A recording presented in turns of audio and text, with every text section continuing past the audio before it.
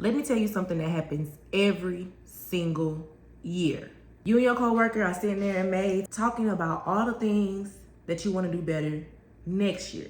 You're like, we're not gonna do this anymore. We're gonna be so organized next year. And we're gonna stay on top of everything. And then August comes and y'all look at each other and y'all bust out laughing. Cause what did we say we were gonna do this school year?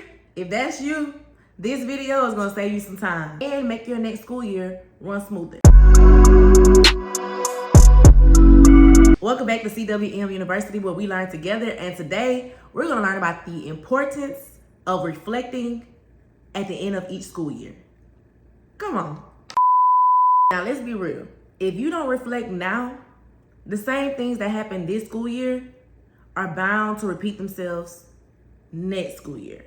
Because once summer hit, and the only thing you're thinking about is what yoga classes you can catch during the day, which coffee shop you want to go try the newest matcha, how many islands can you hop before the school year starts again, and how many series can you binge watch on Netflix before your eyes start hurting. During the summer, you're not thinking about lesson plans, behavior systems, or data. And honestly, you shouldn't be. So the goal is simple. Record your thoughts now about what you can do better next school year before that summer hits. So let's start with the positive. What went well this year? What lessons did you teach that the students were engaged, participating, maybe came up to you and said, oh, I really like what we learned today, or I really like the activities that we did today? What lessons can you think about this year that was like, yeah, my students enjoyed it, I enjoyed it, I definitely have to run that back for next year? Which routines ran smoothly?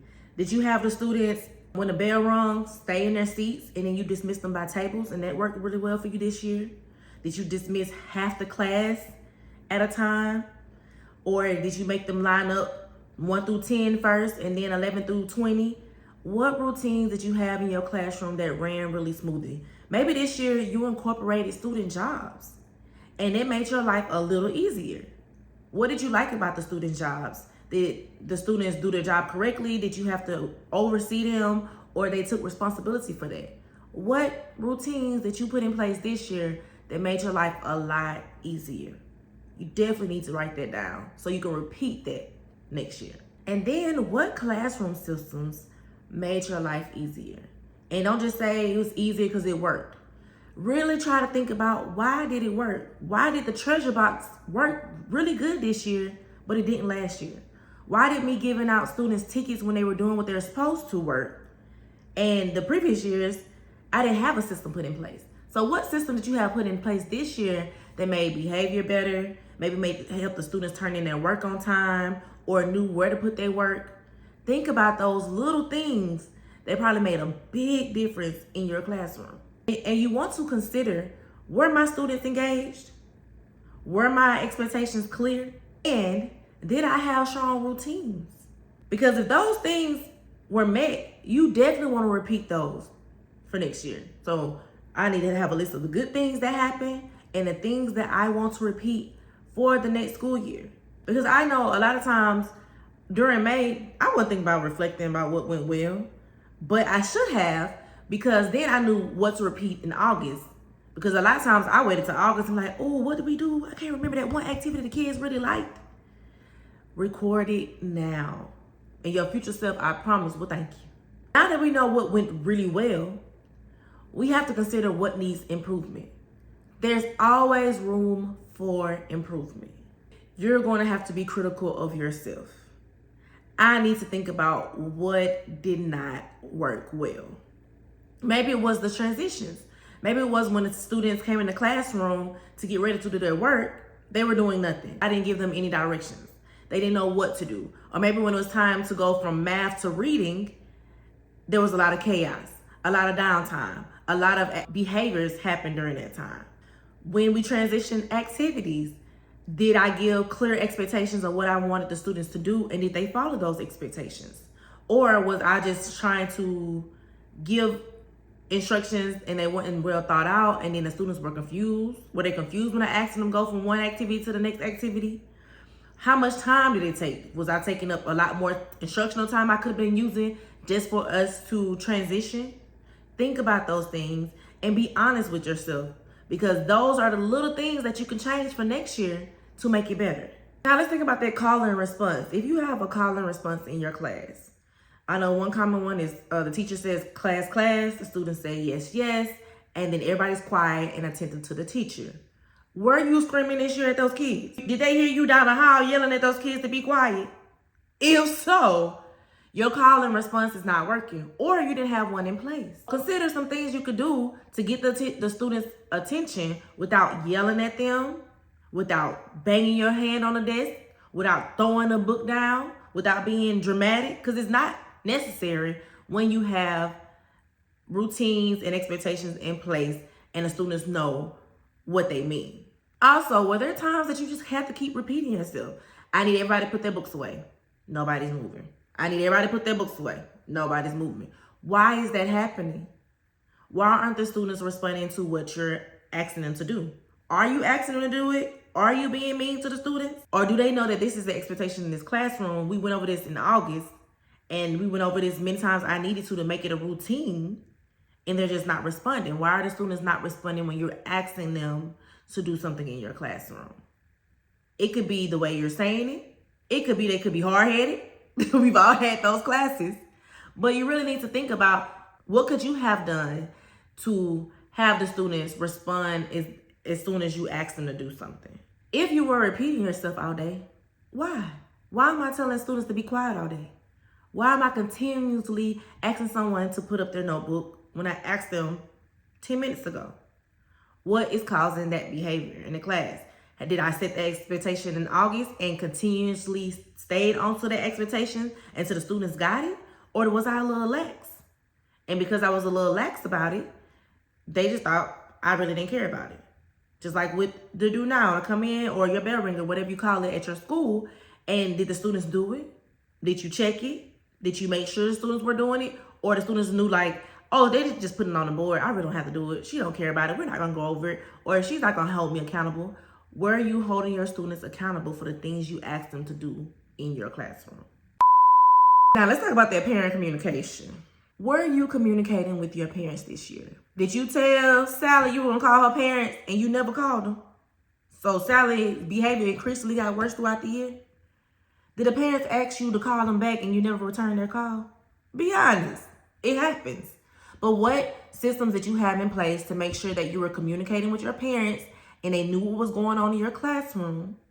And if you had an issue with a student, behavior-wise or academically, how did you contact the parent? How did you ensure that you followed up on that? And how did you document it? Because a lot of schools want to ask you, hey, did you call the parent? If you want them to be in tier 1, tier 2, tier 3 intervention, have you made contact at home? Or what have you put in place in your classroom to make sure this student was successful? And then think about any parent that you might have contacted this year that it stressed you out. It was too much back and forth. They weren't trying to be helpful. What could you have done differently in that situation? If it's your first time calling a parent about a student, especially if it's about a bad behavior, please say something nice about the student before you say something about the unwanted behavior. You want to try to do good, the unwanted behavior, and end with something good. Even if Martez, the only good thing you can say about Martez is he has the flyest shoes you ever seen. Hey, Miss Johnson, how are you? This is Miss Such from Spring Elementary. And I was just kind of talking to you about Martez. One thing I can say about Martez shoes stay fly. I always ask him where he get them from. I love the colors. But we're having issues with Martez sitting in his seat during whole group instruction. And then talk about what you can do with the parent to help them. And then be like, at the end of the conversation, thank you so much for talking to me about Martez. I am so excited about having him in my classroom this year. And I look forward to the great things he's going to do. Don't call parents and suddenly you like, I can't stand Martez. He won't sit down. He won't listen. I don't understand. That's the first time they heard from you. Of course you will be offended. Of course me and you will have an issue now. So consider those things when you think about your parent communication. Did it go well? If it didn't go well, what are some things I possibly could improve on to make sure that I'm communicating with my parents and they feel like they're involved in their students' academics. Now let's talk about those dreaded lesson plans. Oh, lesson plans. Sometimes I feel like the lesson plans were going to be the death of me. Because why gotta put all this information in this template? I know what I'm doing. If you come in my classroom, you can look at the objectives. You will know what I'm doing. Why am I constantly typing these in and they have to be due? And is anybody looking at them? But at the end of the day, we are professionals and we are being held to a standard. So, those lesson plans, did you get them turned in enough time? Did you do them far enough in advance? Were you scrambling every day before you went in that classroom? Because you like, shoot, what we doing today? Let me go ask my partner teacher real quick. What did you say we was learning today in math? Which worksheets are we using? Were you prepared? Because if you're anxious and chaotic, I promise you, your students are going to reflect your energy. So were you prepared this year? And if you were not, what could you do better next year to make sure that my lesson plans are turned in on time? I have my activities ready. I already have my copies made. And then I run into a copy machine before first period, hoping nobody else is down there. Because you know for a fact somebody else is down there running copies. Because you're not the only one. But how can I make this better so this won't repeat next year? So let's talk about teamwork a little bit. I've always been on the team. Whether I was teaching elementary or middle school, I was either in a partner teamwork or it might have been 4 of us teaching the same subject or 3 of us. I've always been on a team. And to me, teaching, to make it less stressful, you're going to have to work well with your team. You will hope, and I used to pray, Lord, please give me a good team this year. Because when you have a good team and everybody does their part, it makes everything smoother. So, were you a team player this year? Did you pull your weight? If you was responsible for the bell ringers all year, did you have them turned in the drive on time so your teammates could use it? Were you reliable? Because when you don't pull your weight or somebody else doesn't pull their weight on the team, it makes it harder for everybody else. So were you a team player? I hope your answer is yeah. I helped my team. They could depend on me. But if not, what can I do to improve my part on the team? Because being a team player not only helps you, but it helps your students in return. If we all can work together and keep the students at our focus, good things happen. And then finally, let's talk about the professional habits you had this year. Was you at work on time? Or did you have to be at work at 8 o'clock and you was pulling up in the parking lot at 8 and your kids were waiting for you at the door and your teammate had to watch your kids till you got in there? Were you doing your part and getting to work on time, getting your activities and everything done, and leaving when you were supposed to leave? Because, baby, I done worked with some teachers where I already knew we had to be there at 8. They're not going to be there at 8:15. Let me get their kids. Because kids' safety is my top priority while I'm at work. But were you holding your weight and coming in when you were supposed to, making sure you met your deadlines? Think about it. Be honest with yourself. And then think, what can I do to improve that?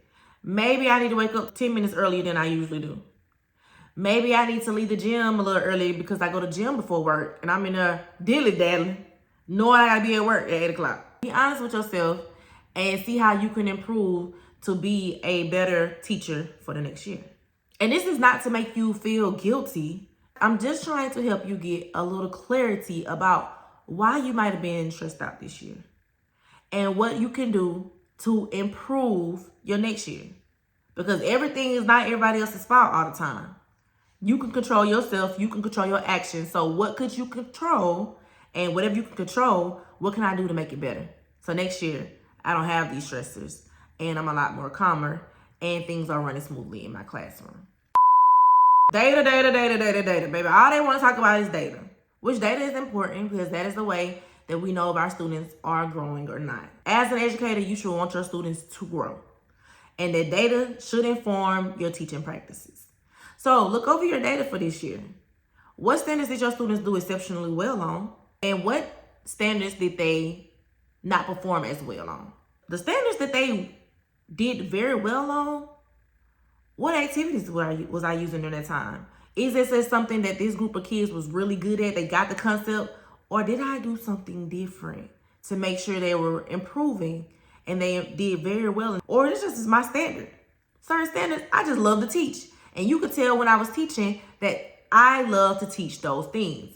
And I know it translated into my students learning and how well they got the concept. Because I was excited about it and the way I delivered it. So I knew that the way I taught my standards reflected in my students' data. The standards that the students possibly didn't do well on, was it because it's something that grade level always struggles with?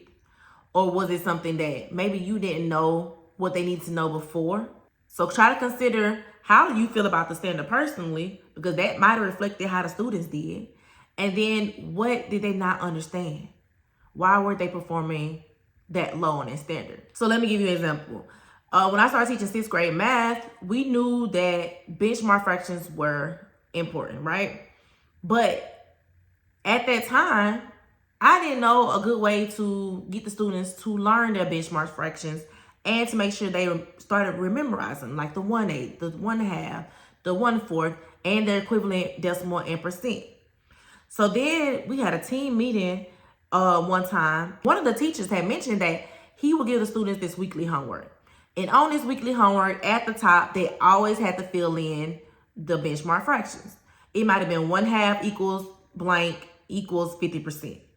They always change the blanks around, but every week the students went over those benchmark fractions in their homework, and he was incorporating them in their bell ringers. And I was like, so that's why your students do well with the benchmark fractions? Let me try it. So I was willing to learn from my coworker, take what he was doing with his students, and the next year I did it with mine. And of course, I saw that reflect in my students' data. They were a lot better with benchmark fractions. I knew it was a problem, but I didn't know how to address the problem.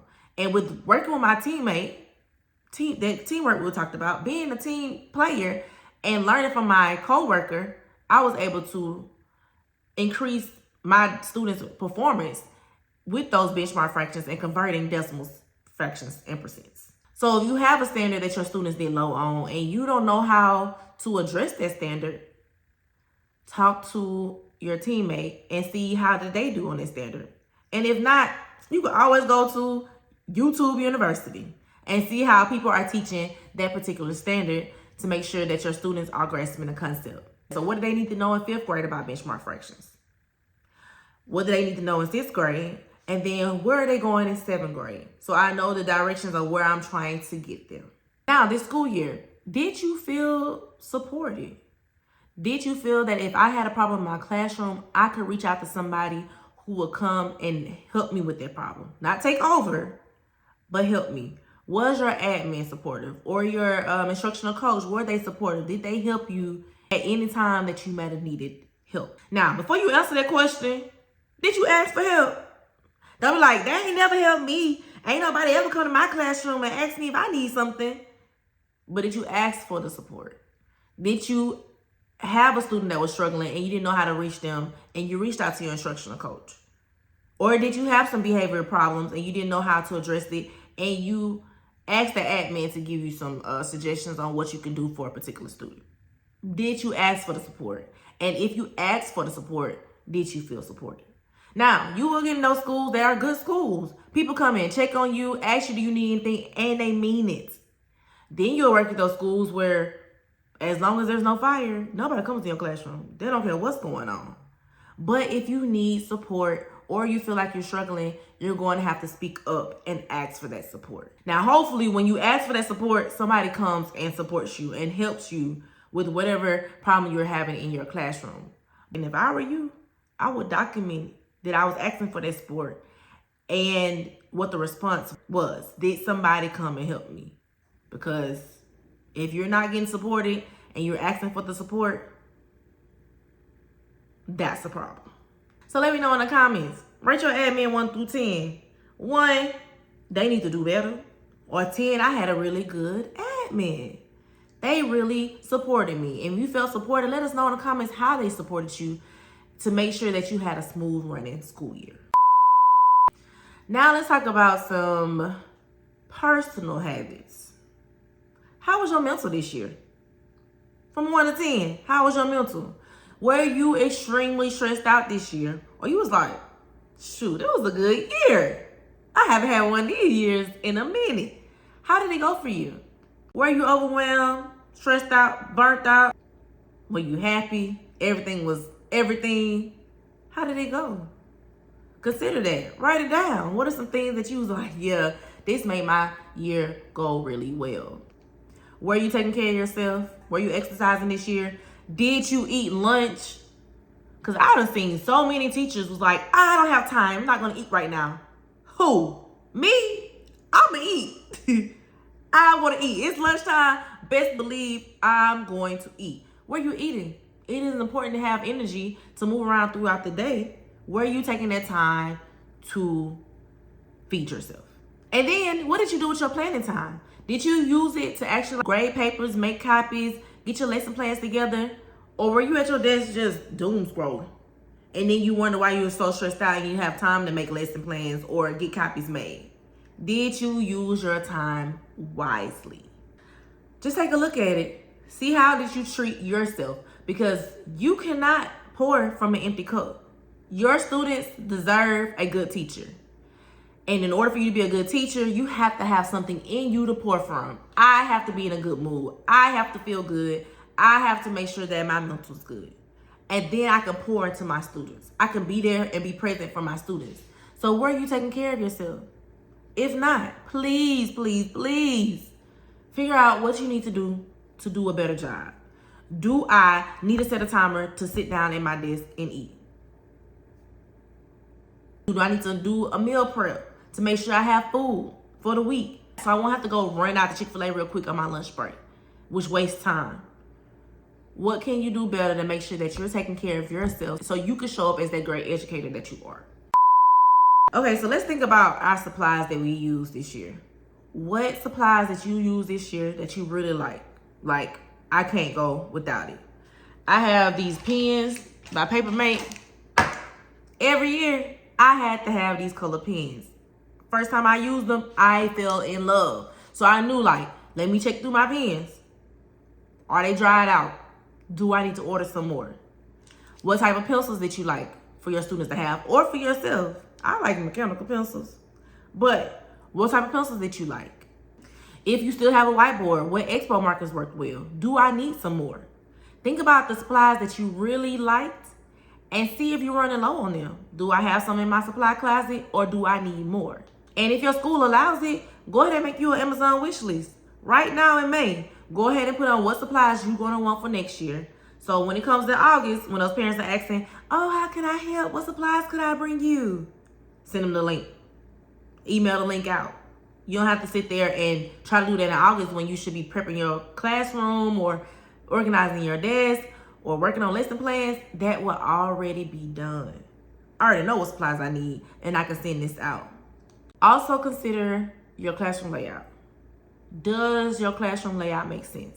Were you constantly rearranging your desk or the student's desk because somebody couldn't fit over here, or I just didn't like the way it looked, or it didn't give me enough space? And see, me, I couldn't do good with like putting my desk in a certain corner and putting the student's desk a certain way to make sure I had enough room. I knew how I wanted my classroom laid out. But as far as making it make sense spatially, I had a coworker. He was good at it. He would arrange all our classrooms, put the desks exactly where they should be, and then be like, okay, so your student desk can go here. And then I'm like, where you find all this room at? Because to me, the room wasn't that big. So did your classroom layout work for you? If not, what are some different desk arrangements that you could use? Maybe they should do partners. Maybe they should be 4s at one desk, maybe 3s. Maybe you want them all in a row. What would work best for you? Now, here's the important part.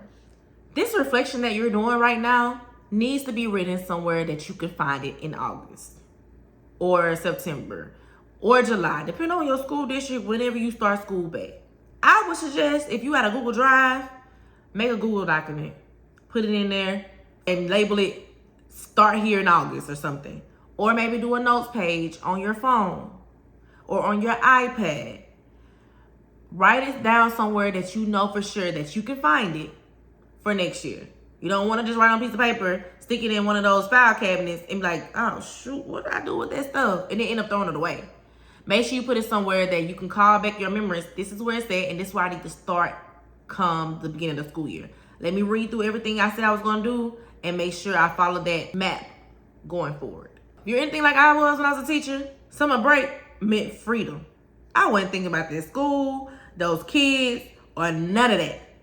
If it wasn't a summer program that I was getting paid extra, I didn't want to see any kids.